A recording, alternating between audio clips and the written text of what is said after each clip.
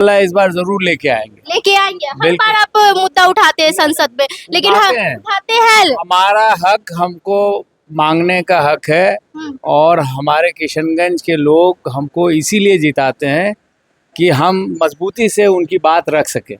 हमने मजबूती से बात रखी है, अब हम उनको मजबूर करेंगे कि वो हमारा जो हक है वो दें।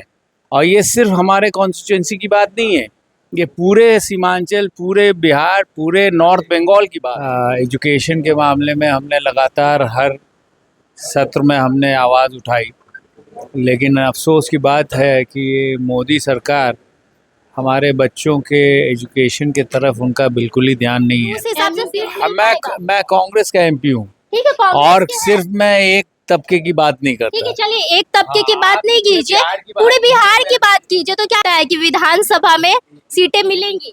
बिल्कुल मिलेंगी और इस बार हम लोग जहां हम लड़ के जीत सकते हैं वो लेने की कोशिश करेंगे, वो लेने की कोशिश ताकि हमारी सरकार बने हम्म, और हमारा पार्टिसिपेशन मजबूती से नजर आए। तो ये है कि मैं कांग्रेस का कैंडिडेट था हम्म, और दूसरा कि लोगों की जो प्रॉब्लम्स है उसको एक एक करके सब हमने उठाने का काम किया। ये जो मौजूदा सरकार है, मोदी जी की सरकार, 10 सालों में हमारे युवाओं की जो स्थिति है बद से बदतर हो रही है। आप देख रहे हैं कि लाखों बच्चों को इम्तिहान देना पड़ता है। हम नेता प्रतिपक्ष है, उन्हीं का माइक बंद कर दिया जाता है। ये तो अफसोस की बात है कि डेमोक्रेसी में ऐसा कभी नहीं होना चाहिए। लेकिन अगर पिछले 17वीं लोकसभा का अभी देखेंगे आप लोग, तो कई मर्तबा माइक बंद किया। हमने सोचा कि कुछ सुधार हुआ होगा, लोगों ने उनको बताया। विपक्ष का मजबूत होने का कोई फायदा नहीं। नहीं, फायदा तो है, कैसे फायदा है? वो माइक बंद कर सकते हैं लेकिन हमारी आवाज़ नहीं बंद कर सकते ना। खड़गे जी का भी माइक को बंद कर दिया गया, नहीं, वही तो तो राहुल जी के माइक को बंद कर दिया गया। माइक बंद किया जा सकता है लेकिन आवाज़ नहीं बंद की जा सकती है। पहुंचाइए। किशनगंज में पुल गिर गया। किशनगंज ने पूरे बिहार में, अगर आप पूरे बिहार में गिरा है, लेकिन किशनगंज के एमपी आप है, तो आपसे तो सवाल बनता है ना कि किशनगंज में भी गिरा है। नहीं, सवाल हमसे नहीं बनता है। हाँ, मानते हैं कि अब्दुल इमाम वहाँ के विधायक है जहाँ पे पुल गिरा है। सड़क टूटे या कटाव में गांव बहे, उसकी आवाज़ हम लोग उठाते हैं, लेकिन जो सत्ता में काबिज है ये सवाल हमको उनसे पूछना चाहिए, क्योंकि as a MLA, as a MP हम लोग काम लाते हैं। काम किस तरह का होता है, नहीं होता है, वो डिपार्टमेंट देखती है, उसकी इंक्वायरी नहीं हो पा रही है।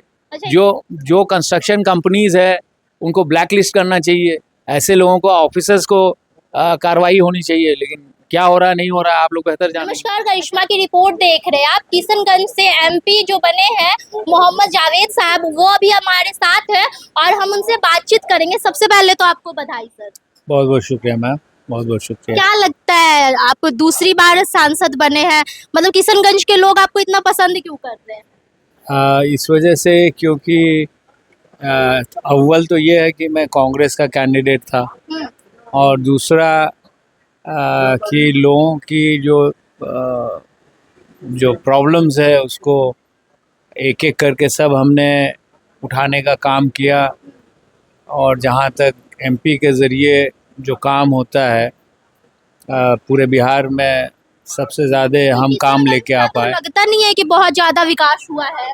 आप अगर डेटा देखेंगे तो सबसे ज़्यादा सड़क और पुल हमारे यहाँ हुआ। हाँ। एजुकेशन के मामले में हमने लगातार हर सत्र में हमने आवाज़ उठाई, लेकिन अफसोस की बात है कि मोदी सरकार हमारे बच्चों के एजुकेशन के तरफ उनका बिल्कुल ही ध्यान नहीं है। एमयू के लिए भी आप लगातार आवाज उठाते हैं, लेकिन कुछ ना फंडिंग दिया जा रहा है, उसकी हालत तो बिल्कुल जर्जर है। इसीलिए तो मैं कह रहा हूँ ना कि ये जो मौजूदा सरकार है, मोदी जी की सरकार, 10 सालों में हमारे युवाओं की जो स्थिति है बद से बदतर हो रही है। आप देख रहे हैं कि लाखों बच्चों को इम्तिहान देना पड़ता है और चीटिंग हो रही है, जिसके वजह से जो टैलेंट आना चाहिए वो नहीं आ पा रहा है। तो ये बच्चों के साथ अन्याय हो रहा है।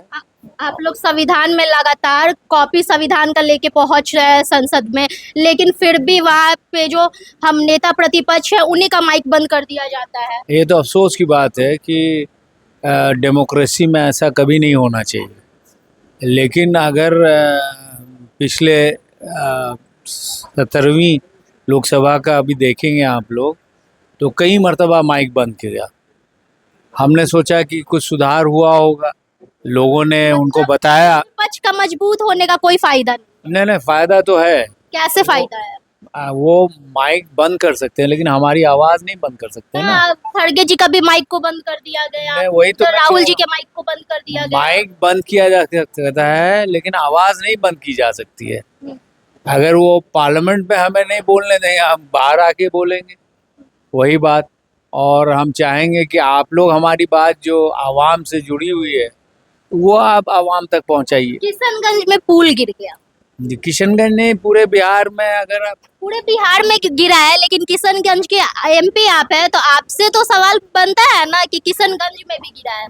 नहीं, सवाल हमसे नहीं बनता है। हाँ, मानते हैं कि अब्दुल इमाम वहाँ के विधायक है जहाँ पे पुल गिरा है, लेकिन सांसद तो आप है। कोई विधायक हो, कोई एमपी हो, वो पुल जहाँ पे गिरा है वो 11 साल पहले बना था। 2013 में बना था वो। हाँ, तो कितना साल, 11 साल हुआ ना। तो 2013 में तो मैं एमपी नहीं था, मैं एमएलए था।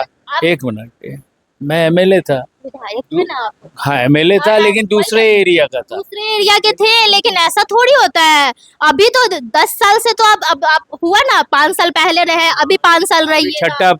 अभी छठा साल शुरू हुआ है। लेकिन जहाँ भी पुल गिरे या सड़क टूटे या कटाव में गांव बहे, उसकी आवाज़ हम लोग उठाते हैं। लेकिन जो सत्ता में काबिज है, ये सवाल हमको उनसे पूछना चाहिए, क्योंकि as a MLA, as a MP हम लोग काम लाते हैं। काम किस तरह का होता है, नहीं होता है, वो डिपार्टमेंट देखती है। उसका जिम्मेदारी जो है डिपार्टमेंट और मंत्री कंसर्न को होना चाहिए। आदरणीय मुख्यमंत्री को हिसाब लेना चाहिए। और ये तो छोटे छोटे पुल गिरे हैं। आपके यहाँ तो जो अरबों रुपए का पुल है, 2-2 मरतबा गिरा है, बिहार में फेमस हो गया। यहाँ पुल लगता है थूक से चिपकाया जाता है ना क्या। बड़े बड़े जो सैकड़ों करोड़ के लागत से बन रहा है, उसकी इंक्वायरी नहीं हो पा रही है। अच्छा, जो कंस्ट्रक्शन कंपनीज है उनको ब्लैक लिस्ट करना चाहिए। ऐसे लोगों को, ऑफिसर्स को कार्रवाई होनी चाहिए। लेकिन क्या हो रहा है, नहीं हो रहा है, आप लोग बेहतर जानेंगे। अच्छा, जैसे कांग्रेस में बहुत कम लोगों को सीट मिला, महागठबंधन में बिहार से, आपको नहीं लगता है कि और भी सीट लोगों को दिया जा सकता था? देखिए, अब इलेक्शन हो चुका है और इलेक्शन से पहले जो हमारी लीडरशिप है वो अपने अलायंस पार्टनर से बात करके ही फैसला करती है। और हर पार्टी चाहता है कि उसको ज़्यादा सीट मिले। अच्छा, तो जो बीत गया है उस पे हम लोग 25 में विधानसभा है, तो क्या लगता है कि 17% आबादी है आपकी, तो सीट मिलेगा उस हिसाब से? 17% आबादी मतलब 17% है आप लोग, मुस्लिम की संख्या 17% है। क्या लगता है कि उस हिसाब से सीट मिल जाएगा? मैं कांग्रेस का एमपी हूँ। ठीक है, और सिर्फ मैं एक तबके की बात नहीं करता। ठीक है, चलिए, एक तबके की बात नहीं कीजिए, पूरे बिहार की बात कीजिए। तो क्या है कि विधानसभा में सीटें मिलेंगी? बिल्कुल मिलेंगी। और इस बार हम लोग जहां हम लड़ के जीत सकते हैं वो लेने की कोशिश करेंगे, ताकि हमारी सरकार बने और हमारा पार्टिसिपेशन मजबूती से नजर आए। अच्छा, इस बार क्या लगता है कि फंडिंग मिलेगा एएमयू के लिए? इंशाल्लाह इस बार जरूर लेके आएंगे। हर बार आप मुद्दा उठाते हैं संसद में, लेकिन उठाते हैं। हमारा हक, हमको मांगने का हक है। और हमारे किशनगंज के लोग हमको इसीलिए जिताते हैं कि हम मजबूती से उनकी बात रख सके। हमने मजबूती से बात रखी है, अब हम उनको मजबूर करेंगे कि वो हमारा जो हक है वो दें। और ये सिर्फ हमारे कॉन्स्टिट्यूंसी की बात नहीं है, ये पूरे सीमांचल, पूरे बिहार, पूरे नॉर्थ बंगाल की बात।